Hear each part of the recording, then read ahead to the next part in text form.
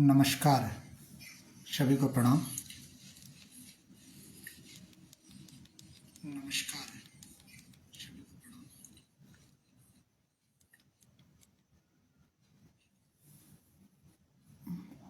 आज जैसा कि मैंने सूचना दी थी, आरटीआई से संबंधित कुछ चर्चा करने का मन है। कई वरिष्ठ भाई ने हमें जो व्यक्तिगत रूप से मैसेज किया था कि आरटीआई वगैरह लगता है कि नहीं। तो आरटीआई और एक भाई अभी गौरव सिंह जी हैं जो अभी मैसेज किए हैं मेरे फेसबुक में कि ये प्राइवेट संस्था में नहीं लगता है, और मुझे मूर्ख लिख के कहा। तो मैंने कहा कि भाई पूरे मूर्ख हो क्या, लगता है।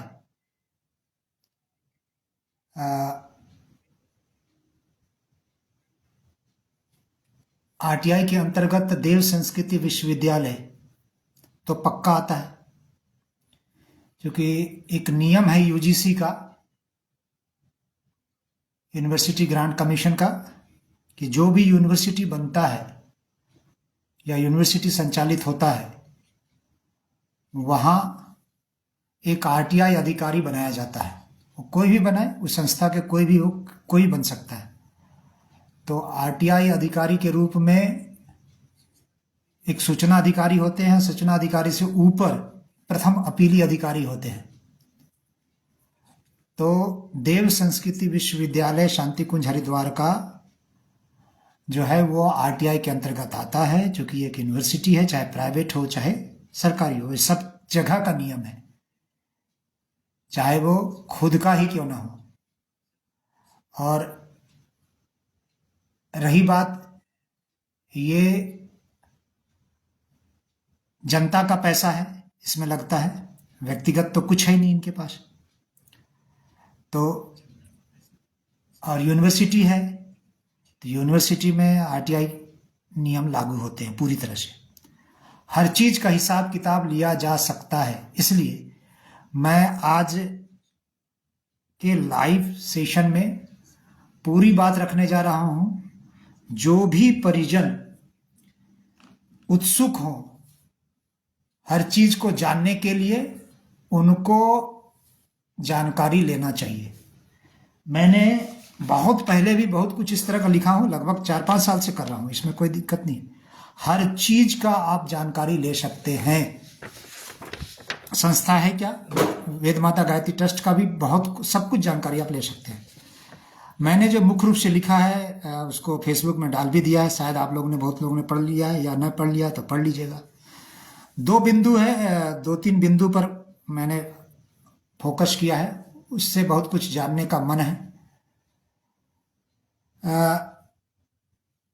उसके पहले आपको बता दें कि ये सूचना का अधिकार 2005 में एक्ट पास हुआ था कांग्रेस सरकार के रहते हुए, जिससे कि पारदर्शिता लाया जाए।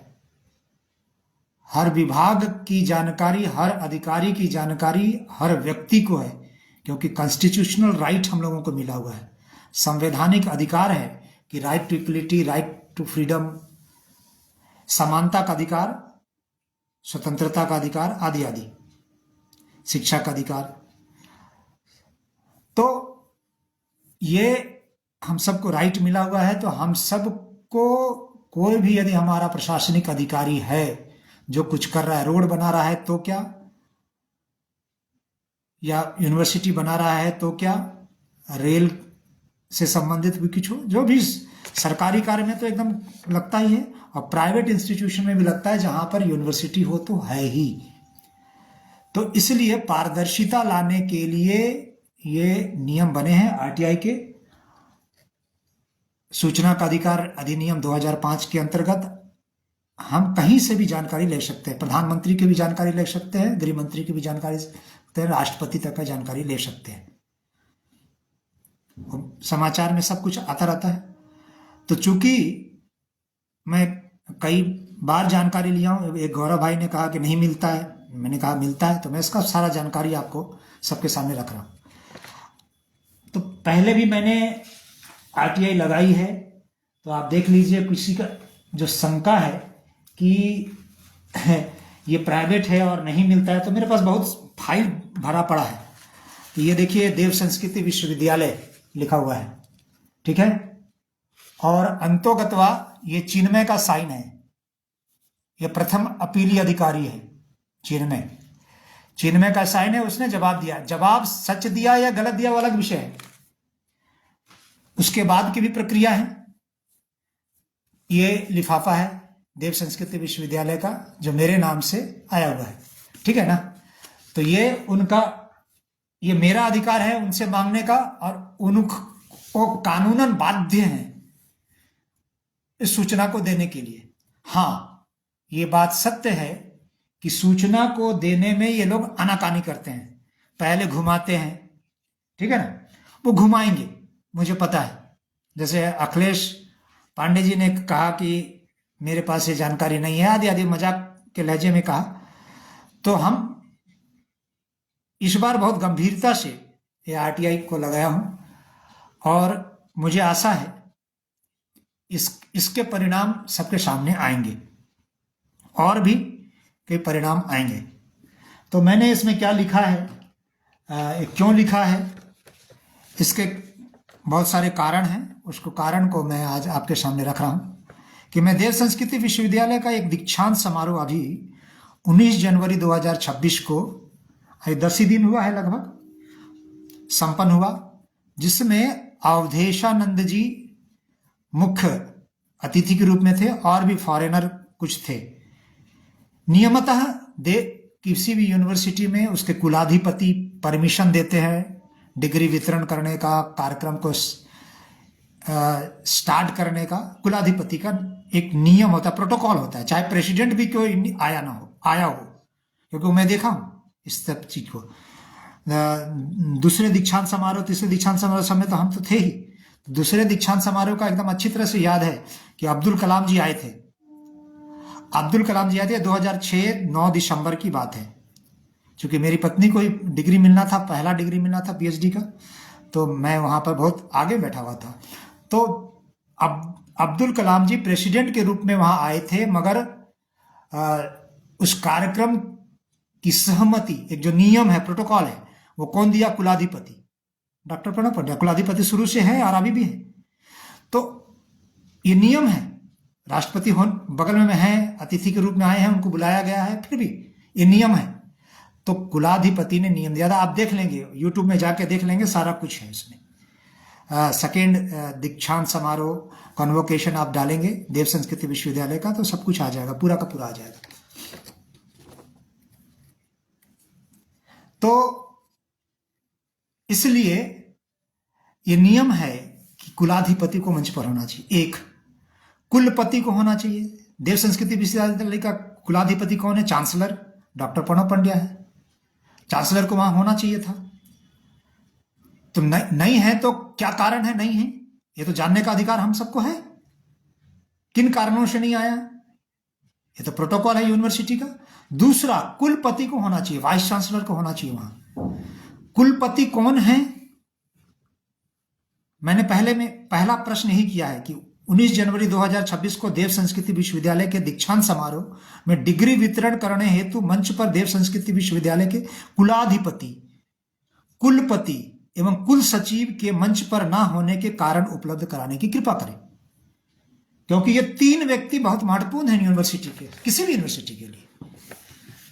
तो कुलाधिपति, चांसलर क्यों नहीं थे, वो जानने का हम सबको अधिकार है। हम चाहते हैं कि यह सार्वजनिक हो, क्या कारण हुआ।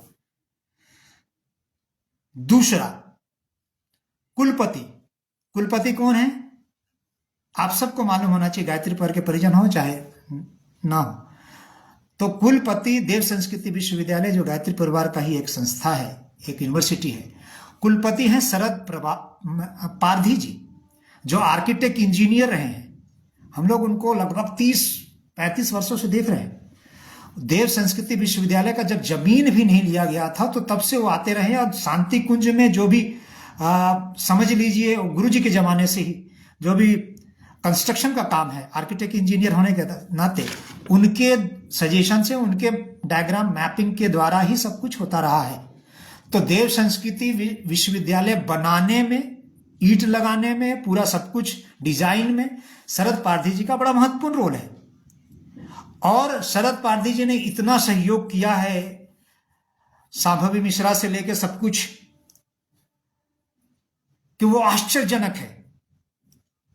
इतना वो लॉयलफुल रहे हैं, इतने वफादार रहे हैं हम सबके नजर में।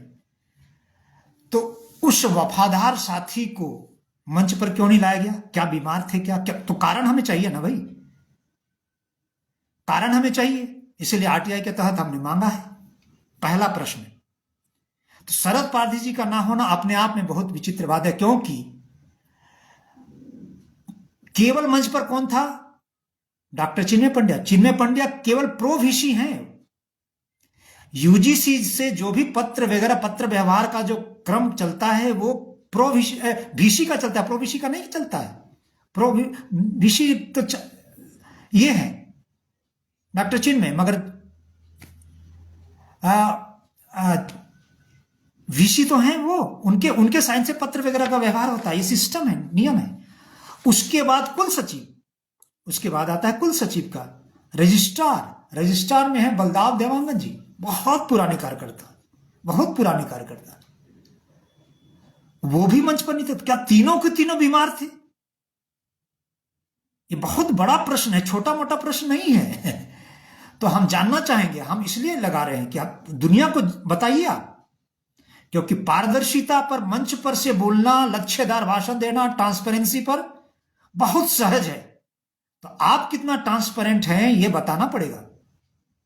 और अखिलेश भैया, विचित्र कुमार स्वयं जी कह रहे हैं, you are telling line in December 2006 I had attended President Dr. Lota program. Yes, I was there. My wife Meenakshi got a PhD award, first PhD from Dev Sanskriti Vishyalaya, Sivaj, and I am her husband. It's my privilege. तो मैं वहां पर मौजूद था, मैं देखा था, मैं सब कुछ देखा हूं भाई। एक केवल कॉन्वोकेशन में थोड़ी भाग लिया हूं। तो और अखिलेश भैया कह रहे हैं कि सभी पदों का राजा चिन्मय पंड्या है। राजा अगर मंच पर है तो किसी की जरूरत नहीं। तो ये राजागिरी है, तो यूजीसी में राजागिरी चल रहा है, तो ये हमें भी नई जानकारी मिलेगी। अखिलेश भैया आपको भी जानकारी मिलेगी। क्या यूजीसी के सारे नियमों को काटकर, कुलाधिपति को हटाकर, कुल सचिव को हटाकर, वीसी को हटाकर केवल चिन्मय ही बैठ सकता है? तो क्या ये यूजीसी ने नया नियम बनाया है क्या? ये नया नियम यूजीसी ने बनाया क्या? तो किस नियम के तहत वो नहीं है? तो क्या तीनों बीमार थे क्या? ये नया एकदम अपने आप में सरप्राइजिंग है कि कुलाधिपति मंच पर नहीं। ये अपने आप में सरप्राइजिंग है कि वाइस चांसलर मंच पर नहीं, दीक्षांत समारोह में कुल सचिव भी मंच पर नहीं। तो ये सब तीनों मंच पर नहीं है डिग्री वितरण के समारोह में, तो अपने आप में सरप्राइजिंग है। इसका कारण तो जानना चाहिए, हमको जानना चाहिए। तो आरटीआई के तहत मैंने ये आज पत्र भेजा है। मैंने कहा भी था कईयों को कि मैं करूंगा। तो वो ये सरल उपाय है और यूनिवर्सिटी को देना ही पड़ेगा। मैं बता दूं, कई बार मैंने मांगा है। वो ये देव संस्कृति विश्वविद्यालय से आया है, चिन्मय का देखिए साइन है नीचे, वो भेजेगा ही। हाँ, लेट करेगा, कुछ लेट लतीफ करेगा, तो देखते हैं। अब इसको फिर आगे की प्रक्रिया क्या क्या होगी वो तो सब सार्वजनिक होगा। और दूसरा बिंदु मैंने कहा है, जो मांगा है, कि बिंदु संख्या 1 में वर्णित कार्यक्रम के संचालन एवं व्यवस्था हेतु जिस इवेंट मैनेजमेंट संस्था को जिम्मेदारी दी गई थी, इसकी सूचना उपलब्ध कराने की कृपा करें। क्योंकि मुझे विश्वस्त सूत्रों से जानकारी मिली है कि ये जो बैरागी द्वीप में कार्यक्रम हुआ और उसी में जो दीक्षांत समारोह हुआ, ये पूरे कार्यक्रम को एक इवेंट मैनेजमेंट को दिया गया था। इसलिए मुझे वहां रहते हुए सहारनपुर के भाई का फोन आया था उसी कार्यक्रम में रहते हुए कि भैया कोई सीनियर दिख ही नहीं रहे, क्या कारण है? उन कारणों को ढूंढने का प्रयास किया कि वहीं से लोगों ने जानकारी दी की जानकारी दी। अब एक इसको चेक करना है मुझे इस आरटीआई के द्वारा कि एक गुजरात के इवेंट मैनेजमेंट टीम को लगाया गया पैसा देकर इस पूरे कार्यक्रम को संचालित करने के लिए। आपके पास, आप कर रहे 18 करोड़ लोग हैं, अब आपके पास कोई प्रतिभा ही नहीं है कि कोई मैनेज कर पाए, तो मैनेज करने के लिए, व्यवस्था करने के लिए पूरा का पूरा इवेंट मैनेजमेंट टीम को दी गई है गुजरात से, और उसको पैसा दिया। बिना पैसे का तो आया नहीं होगा। तो ये कितना सत्य है। यदि इवेंट मैनेजमेंट को आया तो मैंने तीसरे में लिख दिया भी है कि उसका संपूर्ण व्यय की जानकारी दे, कितना खर्च हुआ। इवेंट मैनेजमेंट टीम आई तो कितना पैसा दिया गया इवेंट मैनेजमेंट को, वो तो लाखों का होगा। कई बार अखिलेश भैया हमको कहे भी है, मैं उस पर भी आऊंगा, उसको भी करूंगा। कैलाश खैर जी 2-3 साल पहले आए थे, आप सब लोग को याद होगा, देव संस्कृति विश्वविद्यालय में ही। कैलाश खैर जानते हो, वो सिंगर हैं, और उन्होंने प्रोग्राम दिया था। कैलाश खैर क्या फ्री में आया होगा? इसको भी जानना है, इस पर भी मैं आरटीआई लगाऊंगा। आप लोग भी लगा सकते हैं। मैं इसलिए आज इसको सार्वजनिक कर रहा हूं और सार्वजनिक चर्चा कर रहा हूं। हमें पूरा अधिकार है देव संस्कृति विश्वविद्यालय के एक एक गतिविधियों के बारे में जानकारी लेने के लिए, शिक्षण व्यवस्था से लेके आय व्यय व्यवस्था से लेके सब कुछ। हम लोग करते नहीं है, इसीलिए कहता है वो। देखिए, मूल विषय ये है, यदि नहीं देगा तो ये फंसता हुआ चला जाएगा। हाँ अखिलेश भैया, इवेंट मैनेजमेंट की जानकारी हमारे पास भी आया है। अब धीरे धीरे गायत्री परिवार के सभी कार्यक्रमों को ऐसे ही सम्मान कराना पड़ेगा। सम्मान कराना, फिर गायत्री परिवार में इसका मतलब है कि क्या कहता है, कोई मैनेजमेंट करने वाले लोग हैं नहीं। जो लखनऊ अश्वमेध यज्ञ, पटना अश्वमेध यज्ञ, हाँ जयपुर अश्वमेध यज्ञ, इतने इतने अश्वमेध यज्ञ हो गए, गुना, रायपुर, भिलाई, सब जो हुआ, आवलखेड़ा, कोई इवेंट मैनेजमेंट था क्या? इतनी शानदार व्यवस्था होती थी कि हमने अपने आंखों से देखा है ना। नरसिंह राव जी दौड़े दौड़े चले आए, तभी वहां के मुख्यमंत्री थे, राज्यपाल आते थे, बार बार आते थे। कौन सा मैनेजमेंट था हमारा? मैनेजमेंट वो भी निस्वार्थ से सेवा देने वाले मैनेजमेंट थे। तो वो कहां चले गया गायत्री परिवार? इसका मतलब गायत्री परिवार अब क्या कर रहा है और फिर क्या होने जा रहा है, तो इससे सोचा जा सकता है। इसलिए क्या सभी सीनियरों को हटा दिया गया, एकदम साइड कर लिया गया? मुझे फोन आए हैं, कई आप लोगों के पास भी आएंगे कि सीनियर नहीं दिख रहे हैं। बहुत सारे मैसेज मेरे पास पड़े, सीनियर क्यों नहीं दिख रहे हैं, वीरेश्वर भाई साहब क्यों नहीं दिख रहे हैं, कालीचंद जी क्यों नहीं दिख रहे हैं, कोई सीनियर दिख ही नहीं रहा, क्यों नहीं दिख रहा है? तो हम वह गायत्री परिवार जो लाखों लाखों करोड़ों का कार्यक्रम करे, कोई इवेंट मैनेजमेंट संस्था को जरूरत ही नहीं पड़े, पटना अश्वमेध यज्ञ, लखनऊ, ये सब लोग तो हम लोग का देखा हुआ है ना।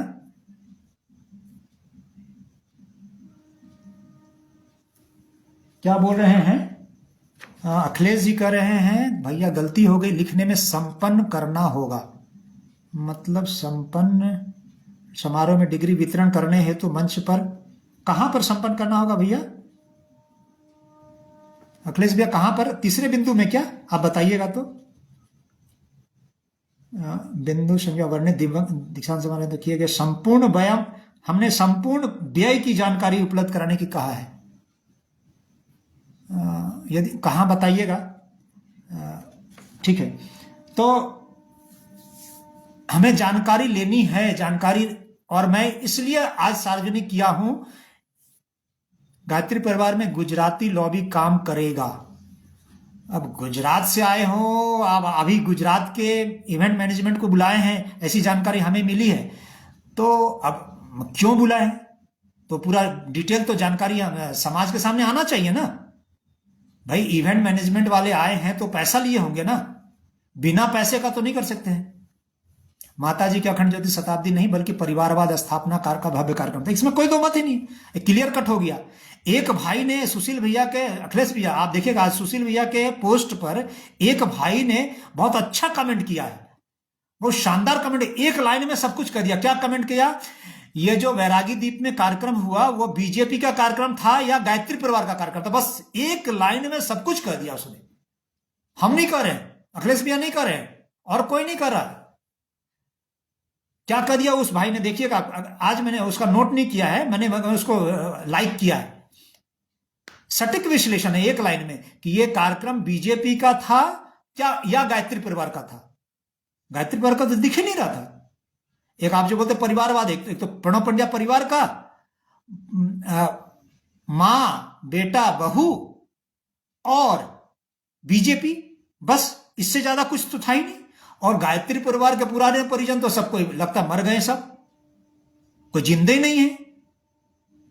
भाई ये शताब्दी कार्यक्रम में इस मिशन को इतना दूर तक लाने के लिए, चाहे वो गायत्री परिवार के परिजन हो, चाहे देव संस्कृति विश्वविद्यालय का जो अब दीक्षांत समारोह मनाने जा रहे थे, तो देव संस्कृति विश्वविद्यालय के स्थापना से लेकर, मैं तो इसीलिए शरद पारधी जी के प्रति बड़ी मेरी गजब का ये हो रहा है, आश्चर्य हो रहा है, और कुल सचिव के प्रति बड़ी आश्चर्य हो रहा है कि वो लोग सब कुछ किए हैं देव संस्कृति विश्वविद्यालय का। चिन्मय तो कुछ था ही नहीं उस समय, उसे हम लोग देखे हैं। शरद पारधी जी मतलब ईंट लगाने से लेके महल खड़ा होने तक, देव संस्कृति विश्वविद्यालय बनने तक, और कहां कहां बचाव किए हैं कुलाधिपति का तो छोड़िए, पूरी कहानी है। उस शरद पारधी जी को मान लिया वो बीमार थे तो क्या व्हीलचेयर से नहीं आ सकते थे? या कुलाधिपति बीमार है तो क्या व्हीलचेयर से वहां बैठाया नहीं जा सकता था? क्या कुल सचिव बीमार थे तो क्या व्हीलचेयर से नहीं बैठाया जा सकता था? जब आपकी मां को व्हीलचेयर से लाया जा सकता है, क्यों अखिलेश भैया? चिन्मय की मां शैलबाला पंड्या यदि व्हीलचेयर से ही तो पहुंच रही है, कार में गए और व्हीलचेयर से वहां पर ले गया, तो उनको, कुलाधिपति को, कुलपति को और कुल सचिव, यदि वो लोग भी व्हीलचेयर में हैं तो उनको व्हीलचेयर से, कार में बैठाकर, व्हीलचेयर से उठाकर दीक्षांत समारोह में क्यों नहीं बैठा दिया गया?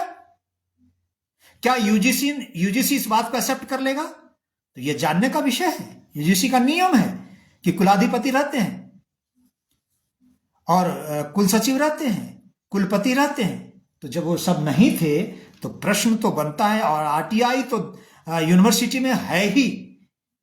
तो इसलिए मैंने रखा है कि ये सब कुछ समाज के सामने आना चाहिए, क्योंकि मेरा एकदम स्पष्ट मानना है कि ये लोग ट्रस्ट में पूरे परिवार इसलिए काबिज हो रहे हैं कि बहुत, क्योंकि हरीश ठक्कर जी जो अभी भी ट्रस्टी हैं वेद माता गायत्री ट्रस्ट के, उनसे मेरी वार्ता है, ऑन रिकॉर्ड है, वो एकदम स्पष्ट कहें कि प्रणब पंड्या परिवार ऐसा ऐसा बिल पास कराता है जो आश्चर्यजनक है, क्या बताएं, दिमाग खराब हो जाता है, आदि आदि। तो इसलिए क्या कहता है, वो जो सब बात खुल के ना आए, सब बात बाहर ना आ जाए, इसके लिए ही ये लोग पूरा परिवार हावी रहना चाहते हैं। कब्जा किए हुए, इसमें कोई दवा नहीं, हावी रहना चाहते हैं। तो ये हावी रहना चाहते हैं क्योंकि कानूनन क्या कहता है, क्योंकि आप यूनिवर्सिटी चला रहे हैं तो कानून क्या कहता है, यूजीसी का नियम क्या है, ये कोई नया नियम बना है क्या? और चिन्मय पंड्या ने कोई नया नियम बनाया है यूजीसी के लिए, या यूजीसी ने बनाया चिन्मय पंड्या के लिए देव संस्कृति विश्वविद्यालय के? ये जानने का विषय हम लोगों को है, इसीलिए मैंने आरटीआई लगाई है। तो मैं तो सबसे निवेदन इसलिए कर रहा हूं, सबसे निवेदन कर रहा हूं कि आप लोग भी लगाइए, कैलाश खेर के बारे में पूछिए, और जो कुछ आपको लगता है पूछना चाहिए, ठीक है ना। मैं पूछता रहता हूं, हाँ वो उत्तर गलत देता है वो आगे का विषय है, वो प्रक्रिया में हम अब आगे बढ़ेंगे। हाँ हो सकता है अभी जो मैं कहा हूं उसमें, इस बीच चूंकि मैं सार्वजनिक कर रहा हूं आज ही खुल के, इसको 45 दिन में आंसर देना है, देखना है कि कितने लेट में आंसर देगा, उत्तर देगा, ये देखना है। मैक्सिमम लेट करने का कोशिश करता है जिससे कि प्रक्रिया, कानूनी प्रक्रिया आगे ना बढ़े। ये सब लिंगर करना, परेशान करना, ये सब आएगी, ये सब होगा, मगर ये 90 दिन में पूरा लगभग क्लियर हो जाएगा। 90 दिन के बाद की क्या प्रक्रिया होगी वो भी सार्वजनिक रूप से मैं करूंगा, वो सब चलेगा। देखिए मैं कई बार चर्चा किया हूं, ये देखिए ये है, यहां लिखा हुआ है सब रजिस्ट्रार हरिद्वार। आप वेद माता गायत्री ट्रस्ट से संबंधित भी जानकारी, ट्रस्ट डीड से संबंधित भी जानकारी आप ले सकते हैं। कहां से? सब रजिस्ट्रार हरिद्वार से। ये मैं किया हूं। इसका कुछ प्रक्रियाएं हैं, कुछ पैसे देने पड़ते हैं, जो भी कागज भेजता है वो मिल सकता है कि कब बना ट्रस्ट, शुरुआत में ट्रस्ट में कौन थे, फिर कब कब क्या क्या परिवर्तन हुए ट्रस्ट में, ठीक है, और ट्रस्ट डीड में क्या क्या परिवर्तन हुए, ये सब कुछ जानने का अधिकार है। ये इसमें ये ट्रस्ट डीड पुराना ट्रस्ट डीड है जिसमें पंडित श्री राम शर्मा आचार्य जी गुरु जी का साइन है, ठीक है। ये सब रजिस्ट्रार के द्वारा मंगवाया हुआ है, ये देखिए सब रजिस्ट्रार हरिद्वार के द्वारा। तो बहुत कुछ मंगाया जा सकता, इस पर हम अलग से बात करेंगे ट्रस्ट डीड पर। आज तो हम आरटीआई जो लगाए हैं तो ये मंगाया जा सकता है, आरटीआई नियम के तहत ये भी मंगाया जा सकता है। मैं आज इस बात को सार्वजनिक कर रहा हूं, मैं सब रजिस्ट्रार के पास जाकर पूरा पन्ना खोल कर पूरा सब कुछ देखा हूं, ट्रस्ट में कौन कौन शुरू में थे, फिर बीच बीच में कब कब क्या क्या परिवर्तन हुआ, ठीक है। तो वो सब उस पर हम लोग विस्तार से दूसरे किसी दिन चर्चा करेंगे। अखिलेश भैया कुछ लिख रहे हैं, क्या लिखे हैं? आदरणीय भैया जी एक सवाल जरा उठा दीजिए, मृत्युंजय भाई साहब क्यों नहीं शताब्दी समारोह दिखाई दी? अरे वाह, क्या क्वेश्चन किया अखिलेश भैया, ये भी एक बहुत बड़ी बात है, ये भी बड़ी बात। जानकारी के अनुसार मृत्युंजय भाई साहब की बेटी को मंच के कुर्सी से उतार दिया गया है, सत्य क्या है इसकी जानकारी लेनी चाहिए। क्या बात है, हाँ भाई, उसकी बेटी को भी तो क्या कहता है, कम से कम शेफाली जो उसकी पत्नी है उसके साथ बैठाना चाहिए था। जब पूरा परिवारवाद तो है ही, यहां भी है और वहां भी है, तो उसको बैठाना चाहिए था, मगर उनको मंच नहीं दिया गया। ये भी अब बहुत बड़ा प्रश्न है। मृत्युंजय भाई साहब को भी नहीं दिया गया, तो क्या चिन्मय एकदम पूरी तरह से नई दिशा में सब कुछ ले जाना चाह रहा है या ले जा रहा है? ये दिख रहा है, ये वो दृश्य दिख रहा है। ये जो वैरागी द्वीप में जो कार्यक्रम हुआ उसमें एकदम स्पष्ट दृश्य दिख रहा है। और विशेषकर दीक्षांत समारोह में सारे यूजीसी के सारे प्रोटोकॉल को, नियम को एकदम तार-तार कर दिया गया है। तो भाई ये किस नियम के तहत ऐसा हुआ है, ये जानने का विषय है। आशा है, अब देखते हैं। हमने आरटीआई लगा दी है, समय का इंतजार कीजिए और देखते हैं। क्योंकि पारदर्शिता पर प्रवचन बहुत देते हैं लोग, ट्रांसपेरेंसी पर प्रवचन बहुत देते हैं, मगर ट्रांसपेरेंसी 0% है वेदमाता गायत्री ट्रस्ट शांति कुंज हरिद्वार में, 0%। ट्रांसपेरेंसी पर भाषण देना और उसके उल्टे बात करना, मतलब जो मंच से कहना उसके विपरीत कार्य देखना, कार्यशैली हो, तब बहुत सारे प्रश्न उठते हैं। इसीलिए ये आरटीआई में लगाया हूं। अब देखता हूं, और आप सबसे भी निवेदन करता हूं कि आप सब लोग भी लगाइए। नियम कुछ नहीं है, बहुत सरल है आरटीआई का।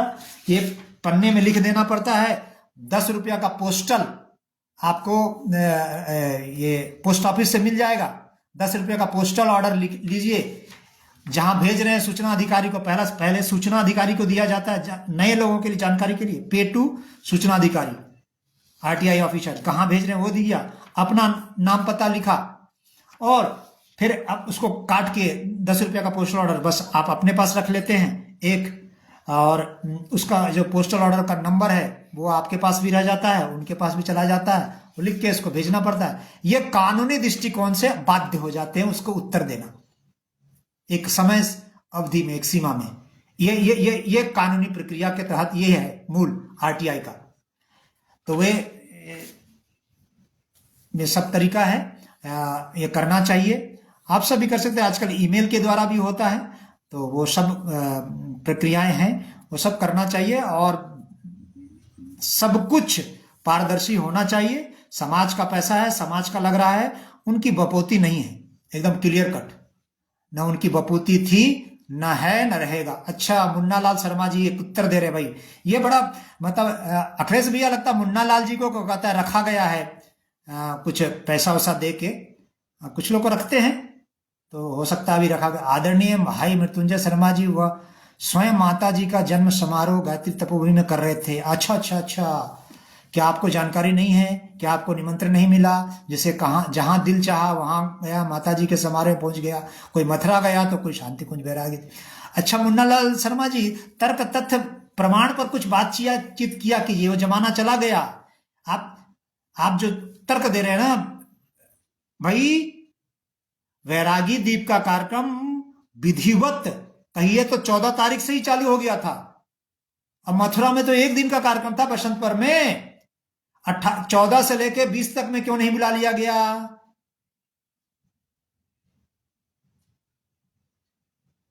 अब अखिलेश जी का उत्तर दे दीजिए। मुन्ना लाल जी, आपको सब जानकारी है, तो मृत्युंजय भाई साहब की बेटी को मंच के कुर्सी से उतार दिया गया, क्या यह सत्य है? इसका उत्तर दीजिए मुन्ना लाल जी।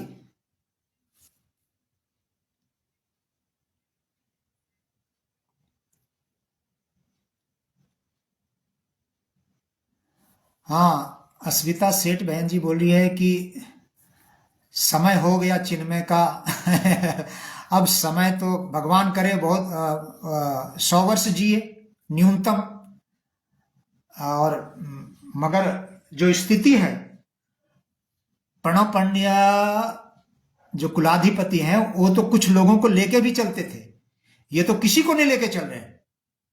ये कैसे विस्फोट करेगा, फटेगा चिन्मय। अब वो परम ज्ञानी अपने को मान लिया है, मैं तो परम कुटिल कहता हूं। अब यदि वो परम ज्ञानी मान लिया है, परम व्यवस्थापक मान लिया है अपने आप को, सारे व्यवस्थापकों से हेड है, सब कुछ जानता है, तब पता नहीं इसको मैनेज कौन कर रहा है। मेरी जो कुछ कुछ जानकारी है विश्वस्त सूत्रों के अनुसार कि आरएसएस वाले इनको पूरा सपोर्ट कर रहे हैं। शायद वहां दक्षिणा कुछ कुछ का क्रम चलता होगा, मलाई का क्रम चलता होगा, पता नहीं अब कौन मैनेज कर रहे हैं। अब जानने का विषय है, धीरे धीरे तो सब बात खुल जाएगी।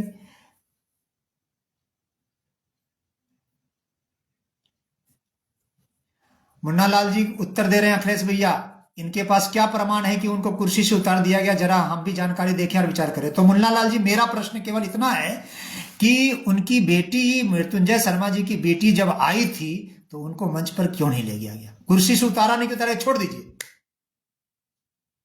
क्यों नहीं लिया? अब उत्तर दीजिए अखिलेश जी। लिख रहे हैं, क्या मृत्युंजय भाई साहब की बेटी के साथ दुर्व्यवहार हुआ है, उन्हें मंच की कुर्सी से उतारा दिया गया? तो नहीं, हम तो बोल रहे हैं ठीक है, मंच से उतारा नहीं गया, मैंने मान लिया, तो क्यों नहीं मंच पर गई? उतारा नहीं गया, मैं मान लिया, तो मुन्ना लाल जी उत्तर दीजिए। हाँ, विचित्र कुमार सेन जी लिख रहे हैं, मथुरा का प्रोग्राम क्यों नहीं हाईलाइट किया गया था?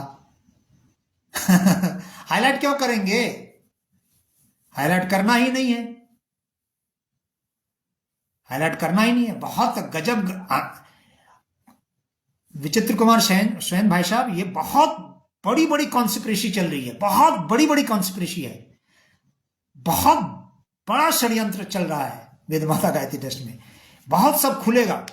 इसलिए नहीं खुलता है क्योंकि ये झूठे केस करते हैं। जो भी आवाज उठाए, विरोध करे, तो उसको मारेंगे, पीटेंगे, तो अधिकांश लोग डर जाते हैं, अरे छोड़ो यार। फिर उसके बाद गरियाएंगे, चारित्रिक दोष, जैसे मेरे पर प्रमाणिक अप्रमाणिक सिद्ध करना, पैसा हड़पा, चोरी किया तो ये किया, चरित्र से दोष, झूठा, तो ऐसे ये लोग, इस तरह से ये लोग आवाज उठाते हैं। इनकी कार्यशैली है प्रणब पंड्या परिवार की, तो इनके पारदर्शिता पर, इनकी कुछ जानकारी लेना चाहें आप, तो जवाब नहीं देने के लिए ये लोग यही मारपीट करते हैं, गुंडागर्दी करते हैं, और लोगों को जो भी आवाज उठाए उसको बदनाम करते हैं। इनकी शैली है, कार्यशैली है। तो अधिकांश लोग, मैं देख रहा हूं 80 to 90% लोग चुप रहते हैं। अब आवाज उठ रही है सोशल मीडिया के माध्यम से, बहुत लोग उठा रहे हैं, तो ये एक अच्छा वातावरण बन रहा है, एक अच्छा वातावरण बन रहा है। तो फिर भी कोशिश की जा रही है दबाने का, दमन करने का, मगर अब नहीं दबेगा। मैं चूंकि बहुत ज्यादा मुखर होकर सीधा नाम लेके कहता हूं, अखिलेश भैया केवल परिवारवाद का नाम लेते हैं, अंडरस्टूड सब कुछ है, नाम नहीं लेते। मैं तो एकदम क्लियर कट हूं कि चलो भैया कोर्ट चलो, कोई भी बात है तो चलो कोर्ट चलो, मैं एकदम क्लियर कट हूं, क्योंकि इनके साथ बहुत अच्छी तरह से भिड़ना पड़ेगा। कालीचंद भाई साहब एक बार हमें कहे थे, मुझे याद आ गया, ये बहुत बड़ा हाथी है और इस हाथी को बड़े जंजीर से बांधना पड़ेगा। ये कालीचंद भाई साहब के शब्द हैं, बहुत बड़े जंजीर से बांधना पड़ेगा, तब जाके ये अलमस्त और मदमस्त हाथी जो है ना, ये आपके कब्जे में आएगा। ये प्रणब पंड्या परिवार वो हाथी है, तो ये सबको कुचलता हुआ चला जाता है। कोई भी आवाज उठाए उसको कुचल दो, समाप्त कर दो, बदनाम कर दो, ये इनकी कार्यशैली है। ये इसमें माहिर है सैलवाला पंड्या। मैं एकदम अब जीज नहीं लगाऊंगा, आदरणीय जीजी मैं बहुत बोलता था, श्रद्धा जीजी बोलता था, मैं नहीं बोलूंगा। एकदम नहीं। जो गर्भपात कराए, जो आत्महत्या करने के लिए कार्यकर्ताओं को विवश करे, मारपीट कराए, इसको मैं शैलवाला पंड्या, मैं शैलवाला पंड्या को जीजी कहा करता था, परम श्रद्धा कहा करता था। मैं सौभाग्यशाली मानता था कि मैं उनसे, एकमात्र मेरी बहन है, अपनी छोटी बहन को छोड़कर मैं कहता उनसे रक्षाबंधन में आगे जा जाके बनवाया करता था। इतनी श्रद्धा मेरी थी। मगर उनके सारे सच्चाई जब सामने दिखा तो मैं शैलवाला पंड्या के अलावा उससे ज्यादा कुछ नहीं बोल सकता। तो इसमें मैं कल परसों ही डाला हूं कि रो रो कर नाटक करती है। कई लोग नहीं कहा, हाँ रोना खूब जानती है ये। कोई संस्था प्रमुख कहीं देखा दुनिया में जो बार बार रो रो कर अपनी बात रखे? ब्लैकमेलिंग, तो ये सब कंस्पिरेसी है, ये सब षड्यंत्र है, ये सब साजिश है, पूरा का पूरा साजिश है। तो और जो भी करे, पहले लोगों को, चूंकि धर्म के नाम पर, भगवान के नाम पर, ईश्वर के नाम पर लोग भावुक लोग हैं, बहने लोग हैं, तो वो भावुकता में फंस जाते हैं और बेजा इस्तेमाल कर लेते हैं गुरुजी माता जी की बेटी होने का। तो ये चल रहा है। तो ये अब बहुत ज्यादा दिन नहीं चलेगा, ये कहता है। अब चूंकि इसने, मुझे लग रहा है कि ये बहुत बड़ी गलती कर दी है चिन्मय ने, दीक्षांत समारोह में किसी को ना ले बुलाकर और इवेंट मैनेजमेंट संस्था को लगाया गया सब कुछ करने के लिए। तो ये अपने आप में बहुत बड़ी बात है, छोटी बात नहीं है। और उसको पैसा दिया गया होगा, कैलाश खेर जैसे लोग हो गए। तो ये सारा कुछ किसी को इसीलिए ट्रस्ट में नहीं आने दे रहा है, किसी को महत्व नहीं दिया जा रहा है। बहुत बड़े बड़े चेहरे हैं भाई। देखिए, जो शांति कुंज में है, जो कालीचरण भाई साहब तो बाहर चले गए हैं, अभी घर पर रह रहे हैं। वीरेश्वर भाई साहब को शांति कुंज में ही है, उनको भी कोई महत्व नहीं। गौड़ जी हैं, ठीक है, नवोरण पांडे हैं, योगेंद्र गिरी जी हैं। कहां महत्व दिया गया? कोई महत्व नहीं। कार पार्किंग में के उद्घाटन में जा रहा है, भोजनालय के उद्घाटन में जा रहा है चिन्मय।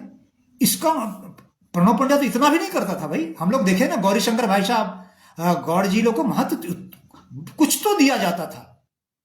इसने तो पूरी तरह से एकदम ये कर दिया। यदि इवेंट मैनेजमेंट के द्वारा वैरागी द्वीप का कार्यक्रम संपन्न हुआ है, कराया गया है पैसा देके, तो अपने आप में गायत्री परिवार के लिए बहुत बड़ा आश्चर्य का विषय है।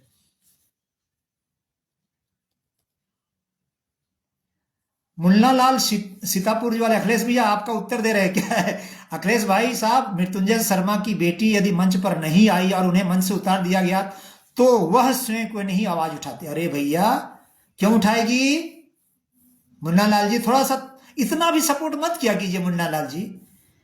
2-4 साल के बाद ना आप ना अपने आप को ऐसे से मारिएगा कि अंधाधुंध ब्लाइंड सपोर्ट मत कीजिए भाई।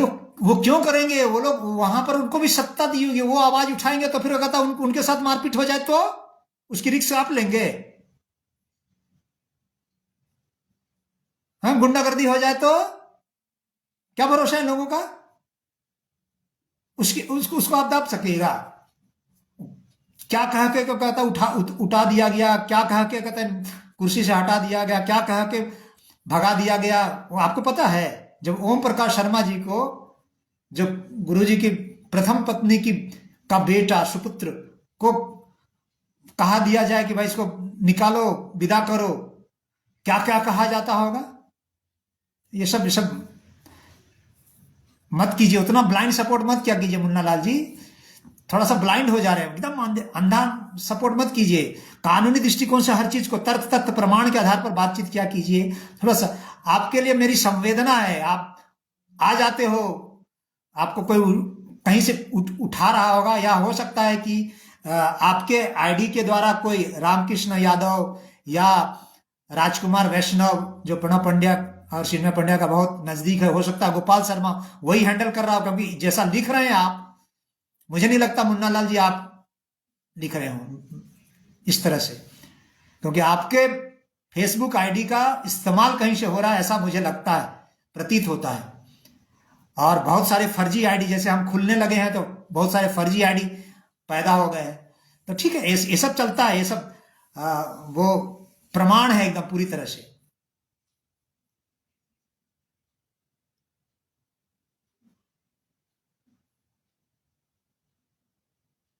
हाँ अखिलेश भैया आपको उत्तर दे रहे हैं मुन्ना लाल जी। वो स्वयं क्यों आवाज उठाएगी? आदर्श और सिद्धांतों की बातें मंचों से कौन बोल रहा है? सार्वजनिक रूप से में कोई भी वो भी हो, उसका अपना जीवन नहीं है, समाज का जीवन होता है। इसलिए देखिए, हाँ, ये समाज का पैसा है, समाज का है, और लोकतांत्रिक देश में है मुन्ना लाल जी। तो लोकतांत्रिक देश, लोकतंत्र की परिभाषा ही है, डेमोक्रेसी की परिभाषा है for the people by the people. समाज का, समाज के द्वारा, लोगों के द्वारा, लोगों के लिए। इसीलिए गायत्री परिवार किसी की बपौती नहीं है, देव संस्कृति विश्वविद्यालय किसी की बपौती नहीं है। ये भ्रम में मत रहिए, और ये सब कुछ आएगा। ये इसलिए परिक्रमा कर रहे हैं, बार बार कहता हूं। इसलिए एक भाई ने प्रश्न किया, बहुत शानदार प्रश्न किया। आप सुशील भैया के आज के पोस्ट में, सुशील उपाध्याय जी के पोस्ट में जाके देखिए, उनका नाम मैं भूल जा रहा हूं। उनने कहा कि ये वैरागी द्वीप का कार्यक्रम बीजेपी का कार्यक्रम था या गायत्री परिवार का। एक लाइन में ही सब कुछ कह दिया उन्होंने, एक लाइन में कह दिया कि ये बीजेपी का कार्यक्रम था या गायत्री परिवार। गायत्री परिवार का कार्यक्रम तो दिख ही नहीं रहा था, बीजेपी हावी था।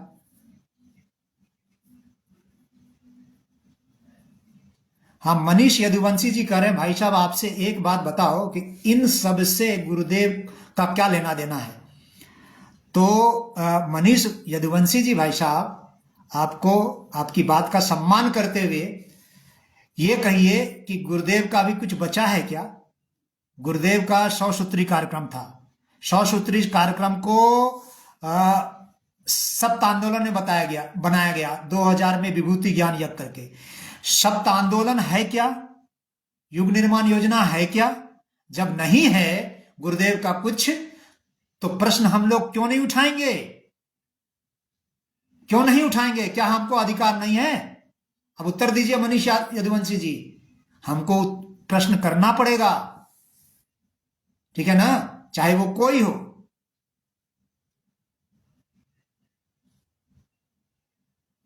मुन्ना लाल जी, आप गुलाम हैं कि नहीं है? अच्छा है, आप किसी के गुलाम नहीं है तो अच्छी बात है, मगर इतना स्पष्ट है कि आप कोई भी, हम एकदम आपको बहुत अपना भाई मान के कह रहा हूं, प्रणव पंड्या परिवार का कोई भी व्यक्ति एकदम बहुत बड़ा, मैं तो रिसर्च पेपर रख लूंगा एकदम, उसको मैं एकदम रिसर्च बना के एकदम रख दूंगा। अभी 2-4 महीना और देखिए कि जो भी व्यक्ति प्रणव पंड्या का ब्लाइंड परिवार का, चाहे वो चीन में ही क्यों ना हो, आज जो ब्लाइंड सपोर्ट करेगा, वो लोग इतना मनहूस व्यक्ति है, इतना पापी व्यक्ति हैं कि उसकी दुर्गति होगी।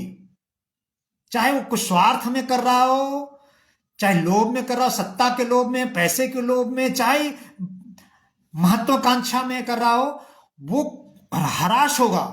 बड़े बड़े नेता लोग, जो भी बड़े, चाहे राजनीतिक क्षेत्र ले लो, चाहे गायत्री परिवार का क्षेत्र ले लो, कोई भी व्यक्ति प्रणव पंड्या परिवार का यदि ब्लाइंड सपोर्ट करता है तो उसका ह्रास होना ही है, सुनिश्चित है। अब आपको हम बार बार कहते रहते हैं, आप करना है, जो करना है करें। हाँ, विचित्र कुमार सैन जी लिख दिए कि जो सप्त सूत्री कार्यक्रम है इज इन डस्टबिन नाउ। इसलिए तो मैंने कहा, मैंने वीडियो बना के डाला है, सप्त क्रांति आंदोलन डस्टबिन में चला गया। न शिक्षा आंदोलन है, न साधना आंदोलन है। साधना है तो बेश है गायत्री परिवार का, उपासना, साधना, आराधना। न स्वावलंबन है, न नारी जागरण है। नारी जागरण में केवल अपने एक परिवार का जागरण है। न कुरीति उन्मूलन है, व्यसन मुक्ति है, पर्यावरण है, कुछ नहीं है, डस्टबिन में है। तो फिर पढ़े लिखे लोगों को क्यों बुलाना? बस केवल आप बस वही रखो। फिर 5000 शक्तिपीठ बनाया क्यों? जन जागरण का केंद्र फिर क्यों बनाया? इतने लोगों को झूठ क्यों बोला? तो झूठ बोले हैं तो आपको इसका जवाब देना पड़ेगा, और जवाब दिया जाएगा। मनीष यदुवंशी जी ने फिर लिखा है, देखिए भाई साहब, हम गुरुदेव की आस्था, गुरुदेव के वजह से ही जुड़े हैं, या यदि इस सब के चक्कर में यदि गुरु का कार्य, गुरु के ऊपर कोई सवाल उठता है तो फिर क्या रह जाएगा? गुरु पर सवाल उठना चाहिए, मेरा एकदम स्पष्ट मानना है। मैं लाग लपेट नहीं करता हूं, अंदर कुछ बाहर कुछ नहीं, गुरु पर भी सवाल उठना चाहिए। विजय काबरा जी ने बहुत 3-4 साल पहले कहा था, अब तो गुरु पर भी सवाल उठने लगे। क्यों नहीं उठेंगे? उठना चाहिए। क्या उन्होंने कर दिया जिससे का कारण ये है? मनीष यदुवंशी जी, आपसे मैं एक प्रश्न करता हूं, मैं इस पर एक नया अलग से वीडियो बनाऊंगा कि अभी अभी पद्म पुरस्कार और पद्मश्री पुरस्कार दिया गया है अलग अलग क्षेत्र में, साहित्य के क्षेत्र में भी दिया गया है, साहित्य और शिक्षा के क्षेत्र में। क्यों नहीं चिन्मय पंड्या, जो अभी वर्तमान में बीजेपी सरकार है, बहुत अनुकूल है, इतने नजदीक में है वो, क्यों नहीं वो प्रयास कर रहा है कि पंडित श्री राम शर्माचार्य जी को, इन्होंने जो भी किताब, चलो 3200 पुस्तक नहीं लिखा, जितने भी लिखे, जितने भी पांडुलिपि है, उसके आधार पर उनको साहित्य में पद्म पुरस्कार दे दिया जाए। तब तब तब तो गुरु जी का और नाम होगा, तब गायत्री कुंवर का नाम होगा। क्यों नहीं दिलवा पा रहा है? अवधेशानंद जी को, जिसको दीक्षांत समारोह में बुलाया गया था, उनके गुरु सत्यमित्रानंद जी को बीजेपी सरकार ने कहता है पद्म पुरस्कार दिया है। क्यों नहीं दिलवा पा रहे हैं? कहीं ना कहीं तो कुछ बात है।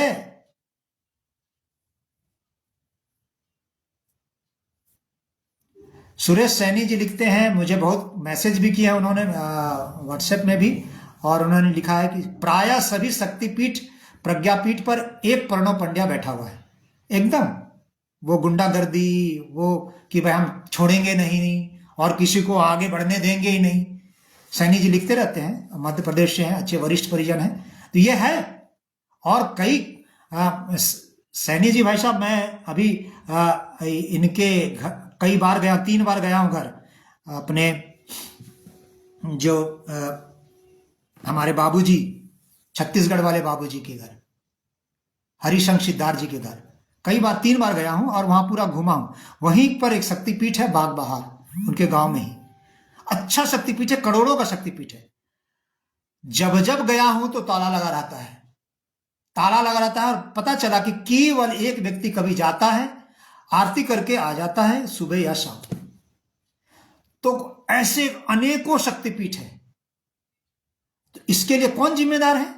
जनता का पैसा लगा है ना, समाज का पैसा लगा है ना, उसकी बपोती तो नहीं है। तो इसलिए सवाल जवाब तो अब खूब होंगे। अब अखिलेश भैया कह रहे हैं परम पूज्य गुरुदेव की लिखी हुई पांडुलिपि है ही नहीं, नष्ट कर दिया गया। क्यों नष्ट कर दिया गया भाई? क्या कारण था? मैं बहुत सारा क्या कहता, उनके द्वारा लिखा हुआ मैंने पढ़ा है, उनकी राइटिंग को भी पहचानता हूं, प्रणव पंड्या की राइटिंग को पहचानता हूं, बलराम सिंह परियार की राइटिंग को पहचानता हूं। तो इन सब के किताबों को मैंने पढ़ा है, और उनके पांडुलिपि उनके द्वारा जो लिखा हुआ है गुरुदेव का, वो भी पढ़ा हूं मैं।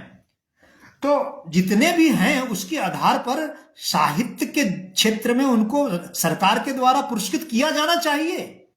मेरी बात से अधिकांश लोग सहमत होंगे, मैं भी चाहता हूं। क्यों नहीं हो पा रहा है? तो चिन्मय क्यों नहीं कोई प्रयास कर रहा? प्रणव पंड्या क्यों नहीं प्रयास कर रहा? शैलवाला पंड्या प्रयास क्यों नहीं किया कर रहा है कि पंडित श्री राम शर्माचार्य जी को साहित्य के दृष्टिकोण से उनको कोई पुरस्कृत किया जाए? सरकार तो अभी अनुकूल है। यदुवंशी जी, मनीष यदुवंशी जी, अब मेरे प्रश्न का उत्तर दीजिए। हाँ अखिलेश भैया का प्रश्न मुन्ना लाल जी आपके पास है, पांडुलिपि पूज्य गुरुदेव का कहां है? ये बात मुन्ना लाल जी आप चिन्मय से पूछ सकते हैं, पूछ लीजिए। अंतिम यात्रा जो ये आईडी चला रहे हैं, उन्होंने लिखा गुरुदेव ने खुद लिखा है कि मेरे जीवन की भूल शक्तिपीठ बनाना। हाँ कई बार कहा है, और ऑन रिकॉर्ड है, वीडियो में भी बना हुआ है, भूल है तो भूल है। तो भाई अब भूल को, अब भूल तो क्या है, क्या कहीं कहीं से बात आई है, अभी कितना सत्य है ये तो भविष्य के घर में है। एक बात आई है कि चिन्मय ने आरएसएस को सब कुछ हैंडओवर कर दिया है। अब कितना सत्य है, मगर इसकी संभावना को इनकार भी नहीं किया जा सकता कि सब कुछ आरएसएस को ये हैंडओवर करते हुए चले जा रहे हैं। तो क्या अब जो शक्तिपीठ है उसमें आरएसएस वाले सभी मीटिंग करेंगे और आरएसएस वाले चलाएंगे। तो अभी तक जो परिव्राजक, अभी तक जो लोग समर्पित थे, क्या उनका अब कोई वैल्यू नहीं है? क्या इसीलिए ऐसा है? क्या सुरेश सैनी जी जो बोल रहे हैं, तो क्या इसीलिए हटाया जा रहा है सब लोगों को? तो ये तो भविष्य के गर्भ में है, क्या क्या होगा। हाँ, मनीष यदुवंशी जी कह रहे हैं बात सरकार की नहीं है, बात अपने और गुरु जी की है। भाई सरकार को कोई भी हो, अपने हो, सरकार से कोई सरकार से कोई मतलब नहीं है। अपन जुड़े हैं अपने गुरु के मिशन से, गुरु के तप के साथ में, और उसके ऊपर फिर शक करना कौन सी अच्छी बात है? हाँ, शक, मैं शक करता हूं, और मेरे को शक करने का अधिकार इस लोकतांत्रिक देश में दिया है, लोकतांत्रिक संविधान ने मुझे दिया है। तो इसलिए मैं शक करता हूं, क्योंकि मुझे साहित्य के बारे में जो बोला गया तो वो सत्य नहीं निकला। 4 जन्म के बारे में जो बोला गया, मैं कई बार बोल चुका हूं, फिर बोल रहा हूं, 4 जन्म के बारे में वो सत्य नहीं निकला। जेल वाली बात कोई प्रमाण नहीं मिला, तो शक क्यों ना करें? और इवन जो 24 लाख के 24 महापुरुषजन है, उसमें भी बहुत सारी प्रश्न हैं। अनुभवी लोग से मिलना, अनुभवी लोगों से साथ देखना और अपना खुद अनुभव करना सब कुछ बताता है ना। अखिलेश भैया, आप अपना नंबर उनको भेज दीजिए, अखिलेश भैया से जाके बात कर लीजिए, और आपसे बात कर लूंगा। भैया, चिन्मय भैया का आप असिस्टेंट है क्या, मुन्ना लाल जी? वो आपको असिस्टेंट नियुक्त किया है? यदि नियुक्त किया है, हम लोग जो चिन्मय से प्रश्न कर रहे हैं, आप चिन्मय का फेवर कर रहे हैं, तो आपको असिस्टेंट नियुक्त किए हैं, उसका कोई पत्र होगा। तो आप असिस्टेंट नियुक्त किए गए हैं कि आपका सब जवाब, चिन्मय का कोई भी जवाब मुन्ना लाल जी देंगे। यदि वो आपके पास उसका कोई ऑथेंटिक जानकारी है, तो आप पहले पत्र को सार्वजनिक कीजिए, तब आपसे प्रश्न करेंगे हम लोग। चिन्मय से आप प्रश्न नहीं करेंगे, ठीक है ना? क्यों अखिलेश भैया?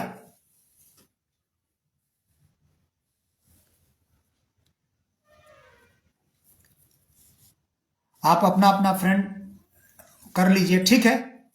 तो आज की बात बस आरटीआई लगाया हूं, आप लोग भी आरटीआई लगाए हैं। सूचना के अधिकार के तहत जानकारी लेने का अधिकार है। पारदर्शिता पर कोई चर्चा केवल भाषणबाजी से नहीं चलेगा। पारदर्शिता होनी चाहिए, एकदम ऑन रिकॉर्ड होनी चाहिए, सब बात आनी चाहिए। तो मैंने रखी है, आगे की प्रक्रिया वो करूंगा। और इस बीच जब तक लगभग जो मैक्सिमम समय है 90 दिन का, इसमें बदमाशी करेंगे। हमको पता है बहुत तरह तरह की बदमाशियां चलेगी। अंतिम यात्रा wants to join on video. हाँ हाँ,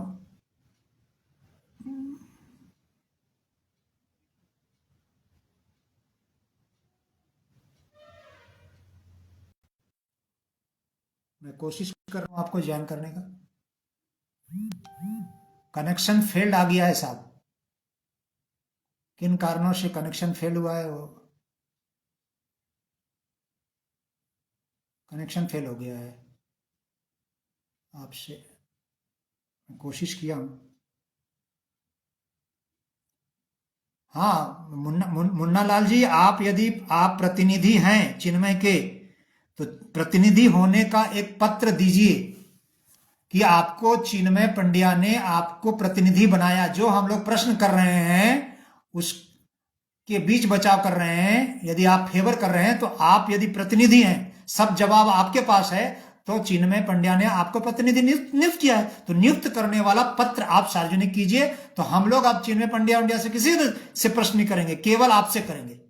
मगर वो नियुक्ति पत्र चाहिए, हमको प्रतिनिधि होने का पत्र चाहिए।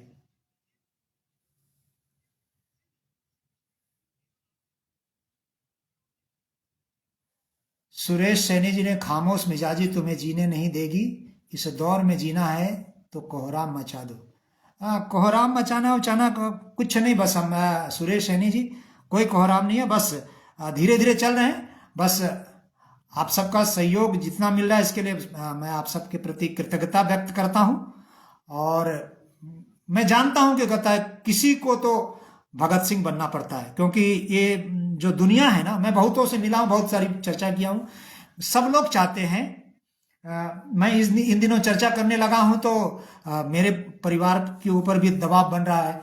मेरी माँ भोली भाली है बेचारी, वो भी कभी निराश हो जाती है, परेशान हो जाती है कि देखो वो लोग तो फिर पुलिस भेजेगा, फलाना करेगा, ये करेगा, वो करेगा। तो मैं मेरा जवाब सुन लीजिए आप लोग।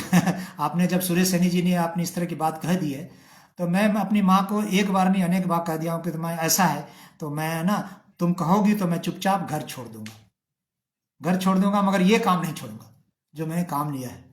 समझ रहे हैं? जब मैं अपनी माँ को, अपने परिवार को इस तरह से कह सकता हूँ, मगर मेरी माँ मेरे साथ रहती है, मैं पूरा ध्यान रखता हूँ, मगर वैचारिक दृष्टिकोण से जहां ये वाला मैटर है, सामाजिक मैटर है ना, मेरे बाप का क्या है, सामाजिक मैटर है, जनता का पैसा, लाखों का पैसा, करोड़ों का पैसा है। शक्तिपीठ का कहता है रो रही है, कुत्ता मुतने भी नहीं जा रहा है कई जगह पर, आरतियां नहीं हो रही है, और कहता है और देव संस्कृति विश्वविद्यालय में पूरा एकाधिपत्य है, और कहता है और तो और एक गजब का हुआ कि दीक्षांत समारोह में कुलपति, कुलाधिपति, कुल सचिव है ही नहीं, मंच में इसको स्थान नहीं दिया गया, सारे सीनियर को हटा दिया गया वैरागी दीप के कार्यक्रम में।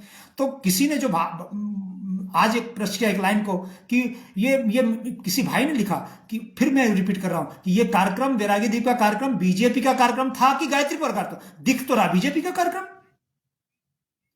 तो प्रश्न उठेंगे क्यों नहीं? तो इसलिए बात को रखने वाला चाहिए, क्योंकि अधिकांश लोग ये होता है कि भगत सिंह पैदा तो होना चाहिए, मगर भगत सिंह कहां पैदा होना चाहिए? पड़ोसी के घर में। मेरे घर से भगत सिंह, मेरे घर से चंद्रशेखर आजाद, मेरे घर से कोई स्वतंत्रता सेनानी, कोई क्रांतिकारी पैदा ना हो। ये आज की पद्धति है, आज की कार्यशैली, आज के लोग की परंपरा बनी हुई है, ये सिस्टम है, ये लोगों की सोच है, विचार है। क्रांति तो हो, मगर मेरे घर से कोई क्रांतिकारी पैदा ना हो, पड़ोसी के घर से हो जरूर। तो जब मेरे पिताजी ने कह दिया कि मनमोहन यदि भगत सिंह बनता है तो मुझे खुशी होगी, तो मैं उस पिता का बेटा हूं, तो मैं कितना भगत सिंह हूं, मैं कितना चंद्रशेखर आजाद हूं मुझे नहीं पता। मेरे को भी मैं एकदम स्पष्ट कर दूं आज, मैं भी बायोलॉजिकल पैदा हुआ हूं, ठीक है, मैं भी बायोलॉजिकल पैदा हुआ हूं। बायोलॉजिकल जो भी कुछ कमियां होती है मेरे में आज भी है, काम क्रोध सताता है, मगर पंडित श्री राम शर्मा आचार्य जी ने जो गायत्री मंत्र दिया, जो साधना दी, उसका मैं ऋणी हूं। इतना तक तो ऋणी हूं कि मैं उस साधना पथ के पथिक होने के नाते उसको दबाने का प्रयास करता हूं। बहुत बार दबा है। मैं यूनिवर्सिटी में हूं, नौजवान लड़के लड़कियों के साथ बहुत सामना होता है, मगर आज तक लगभग 52-53 वर्ष हो गया, आज तक चरित्र पर कोई क्वेश्चन नहीं हुआ। और इसका कारण यही है कि पंडित श्री राम शर्मा आचार्य जी से जुड़े, ठीक है ना। गायत्री मंत्र आया जीवन में, महामृत्युंजय मंत्र आया, साधना आया। मैं अपने आप को साधक न हूं न कहूंगा, मगर साधना पथ का पथिक होने के नाते उन्होंने जो दिया उसके कारण बचा हुआ हूं। मगर उस साधना पथ के पथिक होने के नाते केवल माला लेके जपना ही मुझे साधना नहीं लगता। समाज को जो हड़पे, समाज के साथ जो अत्याचार हो, समाज को जो के साथ जो गुंडागर्दी करे, जो एक पेशेवर शैतान हो और साधु बना हुआ हो, नाटक करता हो, कलाकारी करता हो, तो उसको नंगा करना, उसको समाज के सामने, मैं कोई बदला नहीं ले रहा हूं, उस सच्चाई रख रहा हूं कि उससे लोग अब ठगाए नहीं, अब बहुत ठग गए। प्रणब पंड्या परिवार ने खूब ठगा, अब ठगाए नहीं लोग। गायत्री पर काम करने के लिए समाज में बहुत कुछ है। गरीब, मैं कई बार कहता हूं, कुछ गरीब बच्चों को पढ़ा देना ज्यादा अच्छा है, वो गुरु का कार्य है, वो भगवान का कार्य है।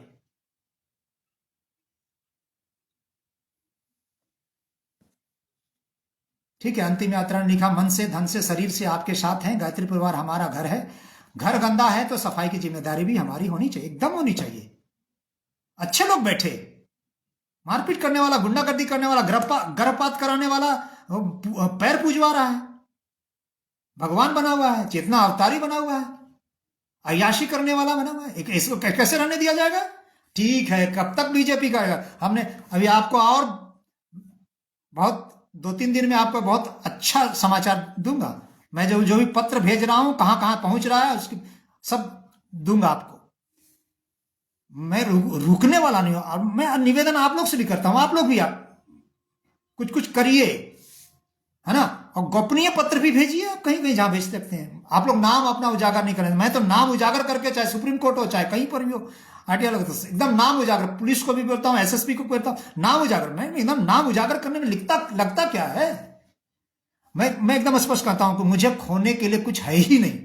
जिसको खोने के लिए कुछ नहीं है वो क्यों डरे। ठीक है, अब रखते हैं, बहुत समय हो गया, 9 बज चुका है। आप सबने समय दिया। बिल्कुल मुन्ना भाई साहब सवाल करें, जरूर करें, परंतु परम पूज्य गुरुदेव के आदर्शों सिद्धांत के अनुसार करें, परिवारवादी का समर्थक बनकर नहीं। मुन्ना जी गाली गलौज नहीं चलेगा। मुन्ना जी, मनमोहन जी और मुझ में फर्क है। मैं सठे सठम समाचारित हो, बहुत से बातों पर मनमोहन जी से सहमत नहीं होता हूँ, परंतु पंच गुरुदेव के आदर्शों सिद्धांत का बलिदान लेकर उनका विरोध नहीं कर सकता। ठीक है, ठीक है। हम कभी भी नहीं कहते कि मैं जैसा कहता हूँ सभी लोग कहें, हमारी अपनी सोच है।